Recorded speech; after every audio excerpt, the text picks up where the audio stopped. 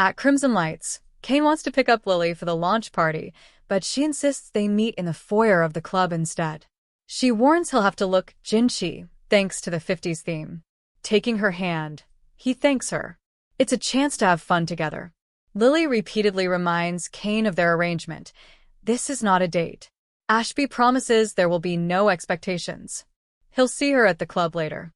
She trots out and Phyllis appears, asking why he'd be seeing Lily later at all. Kane tells her it's none of her business, and she needles about him being touchy. He calls her Mata Hari and they continue bickering. Phyllis doesn't appreciate him threatening her the other day. He confronts her for stealing his program and giving it to Victor, who came after him instead of Yabo. The lying is why they have nothing to say to each other. She continues to deny it. Kane invites Phyllis to be truthful, and they bicker at length about her trustworthiness and his suspiciousness. She lobs, "Screw you." They move to the patio and keep yelling at each other until she confesses, "I did it. I stole your precious AI program." She used it as a bargaining chip to get what she wanted. She then accuses him of using her. "Guess what? I was using you." "Me too. I was using you." Two can play that game. At the club bar, Audra is alone, fuming over Holden's nerve. She flashes back to showing up in the shadow room when he was tending bar. Sienna reluctantly left for the night, glaring at Audra as she went. Audra justified stealing the money from the handsy man and explained to Holden that he's called the cops on her. Her buddy at the airport warned her she's been flagged. She can't take the risk of flying to London.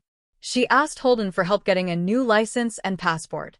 Audra pauses her trip to the past long enough to leave a voicemail for Sally explaining that she won't be at the launch tonight. She doesn't want to spoil it for her friend. After disconnecting, she flashes back to that night at the shadow room. Holden told her that guy was totally out of line as she thanked him for having her back. He warned that creep had been there several times looking for her.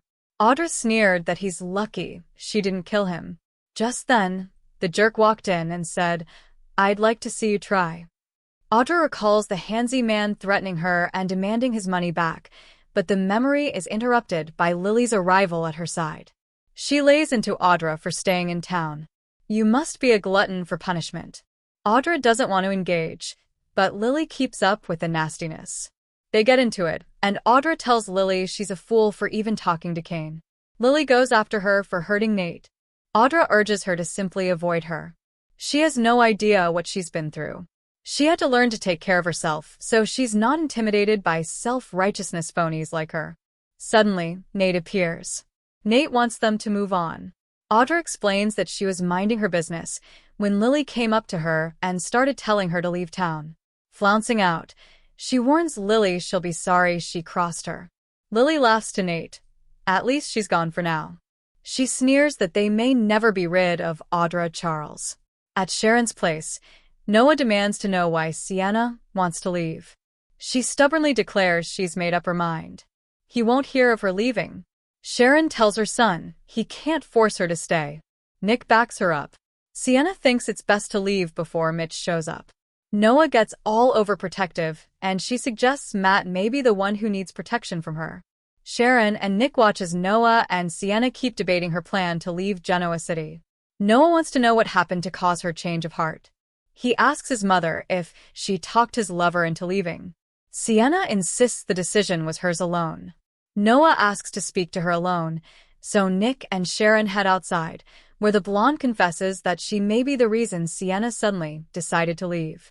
Nick learns that Sharon told Sienna that being in a relationship with Noah is not what's best for him. Nick points out she could be a catalyst for Matt to return so they can catch him. Inside, Noah and Sienna are still arguing. He warns if she leaves, he'll go with her. He's fallen in love with her. Sienna has fallen for him too, and it may be the worst thing for both of them. On the porch, Nick will do what he can for Sienna, but his priority is protecting the family. Sharon assures him that's not cold, it makes perfect sense. Inside, Sienna reminds Noah she's married to a psychopath who wants him dead. Noah thinks their love is all that matters. Sienna lets him know that Victor and Sharon think she's a magnet for trouble. There's nothing Noah won't face for her. They're in this together. They kiss. On Crimson Light's patio, Kane thinks it's time Phyllis admitted she was stringing him along. Phyllis warns he's made an enemy of her and reminds him what she's capable of. He taunts, "Take your best shot." At the Overlook, a tearful Audra remembers being there with Nate. He told her he believed in her. She thought she'd finally found the person who would be by her side. Gulping, she flashes back to that night at the Shadow Room again. The handsy man threatened Audra and swung at Holden, who grabbed him and punched him. She screamed and ran into Holden's arms as the creep fell to the floor. When the man doesn't move, they realize there is blood all around his head. In the present, Audra hugs herself and cries. At the club, Nate wants Lily to let this thing with Audra go and move on. Lily hates him having to run into her everywhere he goes. Nate assures her he's getting past it and is moving on. Talk turns to their 50s outfits, and he suggests they go to the party together. Lily admits she's agreed to go with someone. He shakes his head. "Please don't tell me that someone you agreed to go with is Kane Ashby." At Crimson Lights, Kane taunts Phyllis that she'll never have anything of her own and will always ride someone else's coattails. She retorts that he rode his father's coattails and stole a defenseless woman's money. Phyllis accuses him of using her. He accuses her of using him when she slept with him. She snaps, "You slept with me to get me to confess to stealing the software?" He yells, "No, I slept with you knowing you stole it." Phyllis raises her hand to slap him. He grabs her arm and pulls her into an angry, passionate kiss.